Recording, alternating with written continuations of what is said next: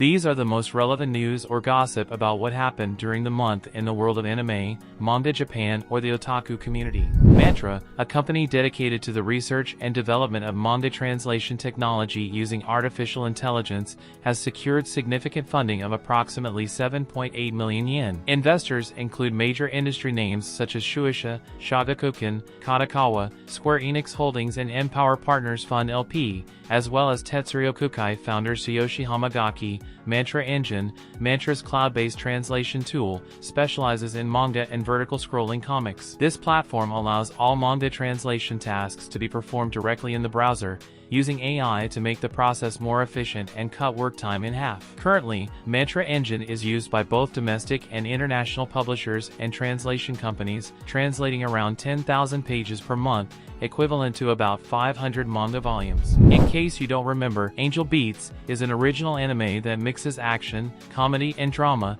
and follows the story of a group of young people in a kind of school limbo after death. Towards the final episodes, the characters begin to come to terms with their pasts and find peace, allowing them to disappear and graduate from this world. The remaining members decide to hold a symbolic graduation ceremony, acknowledging the growth and relationships they have forged. It is revealed that Kanade Tachibana, known as Tenchi, had the heart of Yuzuru Otanashi, the protagonist. Before he died, Otanashi had donated his heart, and Kanade was the recipient of it. For this, Kanade had been waiting to thank him, but died before she could do so. One by one, the characters find peace and disappear. Finally, only Otanashi and Kanade are left. Otanashi confesses his love to Kanade and asks him to stay with him in that world, but Kanade reveals that his wish was to thank him and, after doing so, disappears as well. In a post-credits scene, two figures resembling Otanashi and Kanade are seen in the real world, suggesting that they have been reborn and reunited, although this is not explicitly confirmed. Now, surely all of this you already knew, didn't you? But did you know that there is a manga that explains what happened before this reunion? It's titled Angel Beats Spin-off Tabasura Tenchi-chan and is published by Yuya Sasagiri. While the synopsis writes, this spin-off focuses on Tachibana Kanade, also known as Tenchi, the heroine of the anime Angel Beats. During her journey, Tenchi stops in Kanagawa, where she meets a girl full of energy and joy named Yuri Nakamura. Yuri is surprised to learn that the purpose of Tenchi's journey is to find a boy who appears in her dreams, although she knows neither his name nor his face. Despite Yuri's initial disbelief, Tenchi is firmly convinced of this boy's existence, and her search leads her to travel all over Japan, visiting places such as Fukuoka, Kagawa, Yamanashi, Osaka, and Okinawa. It is clear that the person Kanade is looking for is Otanashi, so this manga is set chronologically between the rebirth of the two and their eventual reunion. It's definitely a must-read for Angel Beats fans who were left wanting more, since it also shows the other characters and what became of them after they were reborn. One of the world's largest anime media and production companies, Kadokawa, has suffered a major data breach after ransom demands from a Russian hacker group, Black Suit, were not met on July 1, 2024. According to the record and FNN, Kadokawa experienced a massive data breach after the deadline set by Black Suit expired. This group claims to have 1.5 terabytes of data related to Kadokawa, which they threatened to release on July 1 after the deadline expired. Data allegedly originating from the Kadokawa group was made public, including contracts of streamers who had worked with Kadokawa, employee data from Dwango, a subsidiary of Kadokawa, and, notably, information about students at Group N High School, one of Japan's largest schools with nearly 28,000 students both face-to-face and online. Kadokawa Dwango Educational Institute founded the school in 2016.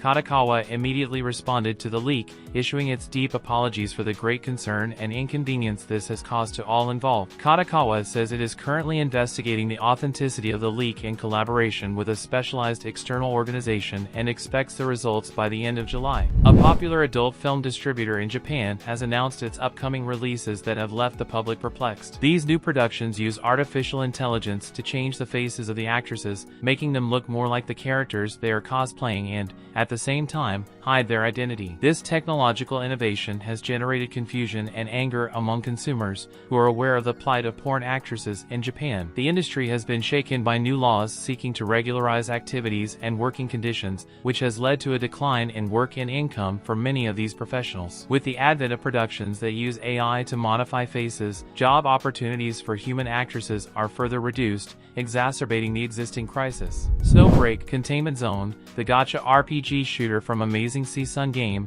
has experienced ups and downs since its global launch last winter. However, in May 2024, the number of concurrent players of the title increased by nearly 3 times compared to the initial post-launch figures. In an interview with the producer of Snowbreak's Japanese division, he talked about this recent boost from the developer side and what factors led to this sudden increase. Commenting on the game's recent performance, the producer noted that Snowbreak's recent surge in popularity is significant and well reflected in the figures. Sales have increased and the number of daily active users has grown by more than 50% on average. According to the producer, the biggest contributing factor to this was the management and development team's effort to gear the game towards fan service, i.e. giving players what they want. To give context, Snowbreak Containment Zone recently updated its age rating to M/Peggy 16 and has been actively releasing sexy and revealing character skins. The developers have also regularly implemented new character voice lines and intimate interactions. Recently, an anonymous person has criticized the Japanese government's current efforts to combat the birth crisis, suggesting a controversial measure, punishing those who do not wish to have children, especially single men over the age of 30. A leaked document reveals that the author proposes to track and apply penalties to single people who do not want to get married and have children. In the paper, the author argues the need to combat late marriages, citing a strong correlation between the number of children and age at first marriage. The younger the age at first marriage, the more children one has, and the older the age at first marriage, the lower the number of children. The author suggests that childless couples often marry later in life and that people who wish to have children give up because of their relatively older age. The paper proposes 2 solutions to combat late marriages, encouraging people to marry at a younger age and accepting late marriages by taking steps to reduce their negative effects. The author points out that the first option is politically taboo and difficult to implement, while the second is easier to realize because the desire to marry decreases with age. The paper also criticizes current government support for parenting, arguing that postnatal measures, such as daycare attendance and free tuition, are ineffective in combating birth decline. Instead, he suggests that directly supporting people who want to have children but cannot would be more effective, although it is not being adequately funded. The proposal to punish unmarried people over 30 who do not wish to marry presents several feasibility and ethical problems. Individual rights. The proposal goes against individual rights and personal freedoms. Imposing punishment for personal decisions such as marital status is a violation of privacy and basic human rights. Social acceptance. It is unlikely that such a drastic and coercive measure would be accepted by Japanese society, which is known to value privacy and respect for personal decisions. Effectiveness. It is not clear that such coercive measures would have a positive impact on the birth rate. They are more likely to generate resentment and resistance. Japan faces a severe birth crisis and an aging population. Birth rates have declined dramatically in recent decades, and the population is aging rapidly. This has led the government to seek various solutions, although not all have been successful or well received. The government's approach so far has been to support families through economic incentives and child care services, but the results have not been sufficient to reverse the trend. The proposal to punish single parents reflects a desperation to find radical solutions to a problem that threatens to have serious long-term economic and social consequences. In summary,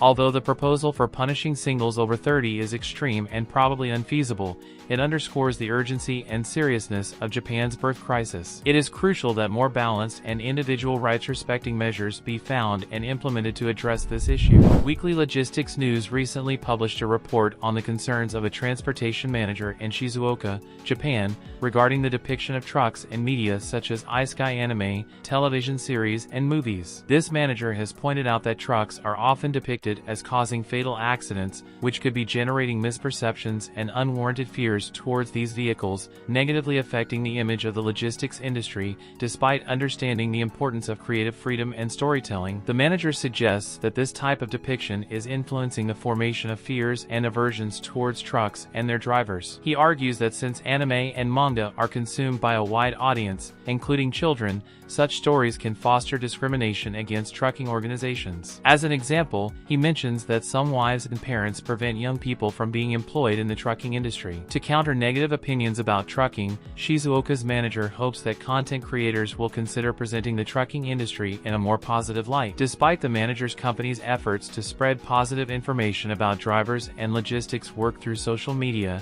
he mentioned that combating negative perception is a huge challenge. Yagakin, the talented author behind the manga Satsuruku no O, has revealed the income earned from his work through the publisher Shueisha. Through his Twitter account, Yagakin shared the following information: 11,536,000 yen. I worked at Shonen Jump Plus and I believe the manuscript fees for Satsuruku no O were approximately this amount. This is for 1 year and 5 months, use that for reference. I exceeded 1,600 pages in total and the color illustrations were not paid at all. The author mentioned that 11,536,000 yen, about $73,000, was earned during 1 year and 5 months of work, which equals approximately 17 months. To better understand whether this income is enough to live on in Japan, let's do some calculations. Dividing the total income by the months of work results in about 678,000 yen per month, about $4,300. Currently, the minimum wage in Tokyo is about 1,113 yen per hour. Assuming a standard working day of 40 hours per week,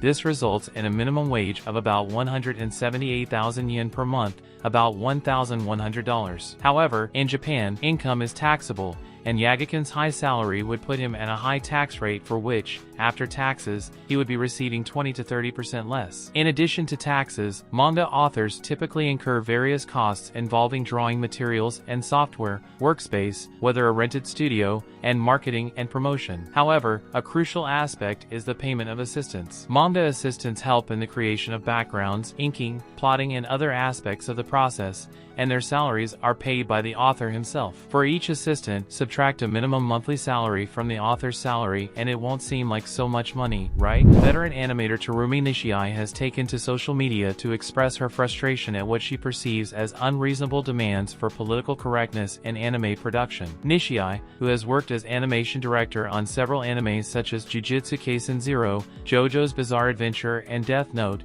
shared her experience in a series of tweets. Nishii recounted an incident in which a foreign client requested that black characters in her work have defined noses to properly distinguish them from other characters who typically lack nostril detail. She argued that this request would upset the visual balance of the characters and create an inconsistent level of realism within the series itself. None of the other characters had nostrils, so if only the black characters had a different level of realism, it would look unbalanced. In the end, it became a conversation about how it's safer to make the hair colors something like lime green or purple so you can't tell what race they are. Nishii wrote. Nishii highlighted the cultural gap, noting that the Japanese approach of indicating race by a simple brown skin tone does not align with foreign expectations of realism. He emphasized that Japanese animation traditionally does not prioritize racial representation. He expressed frustration that foreign producers, who often lack a deep appreciation of anime, are pushing for these changes. Furthermore, he criticized the idea that Japanese animation must conform to Western notions of political correctness. She argued that anime thrives on its unique style and that giving in to outside pressures would diminish its appeal,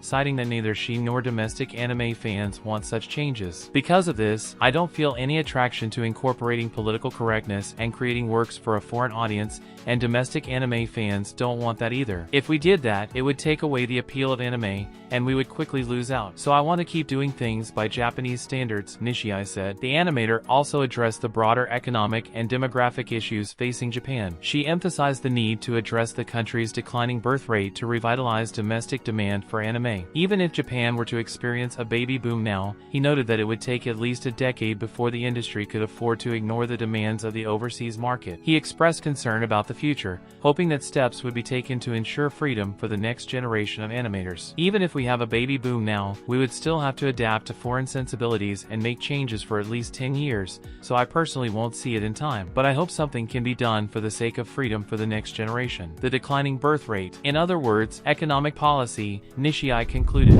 In recent months, China has been the scene of intense culture-related controversies, anime, comics, and games. In the wake of proposed bans on clothing that harms the Chinese national spirit and the suspension of Japanese anime songs and events, many local fans have expressed their concerns and generated heated debates. Recently, a new controversy erupted on Chinese social media when a fan was kicked out of an anime convention in Jinan, Shandong, for wearing an Izuku Kamado cosplay from Demon Slayer, Kimetsu no Yaiba, and wearing a kimono. A viral video on Weibo shows the incident where event security argued that wearing a kimono is not allowed, claiming it was a rule imposed by the organizers and asking for understanding from the affected cosplayer. 弄出去。你没有规定说我不可以穿这套衣服吗？弄出去。我不能穿。过来两个人，过来两个人，1号馆，1号馆。不允许穿和服进啊。 Last July 21st, popular gravure model and cosplayer Enaco revealed her impressive annual income on Nippon TV's Jairetsu no Dikairu Sudanjo, surprising everyone by confessing that her income has exceeded 100 million yen, around $642,000, annually for 3 consecutive years since 2021. Enaco explained that her income comes from various sources, between 40% and 50% from commercials, 30% from photobook and product sales, and the remaining 20% from her TV and YouTube appearances. This revelation underscores her versatility and success in multiple fields of entertainment. Enaco now excels not only as a gravure model, but also as a cosplayer and voice actress, activities that have significantly expanded her fan base and income opportunities. In 2021, Enaco starred on the cover of 15 different magazines. The following year, she appeared on approximately 70 magazine covers, although Enaco revealed that these jobs were almost unpaid, generating controversy. "I almost didn't get paid, and when I did, it was only between 50,000 and 100,000 yen, between $320 and $640, she confessed, prompting a flurry of comments on social networks. Some users expressed disbelief, considering these amounts not insignificant, while others questioned the need to constantly talk about her income. An entertainment industry representative commented on Enaco's recent statements. On the show, Enaco mentioned that she makes her cosplay outfits herself and has invested a total of 20 million yen in these. She has also previously talked about how she plucked out all her eyelashes to improve the quality of her cosplay. These details show her extreme dedication to her art, which has been key to her popularity. Her claim that she works for almost no pay seems to be a strategy to generate controversy and maintain her relevance in the public eye. These were the most relevant news of the month. Thanks for watching until the end. Don't forget to check the other videos of the channel. Until next time.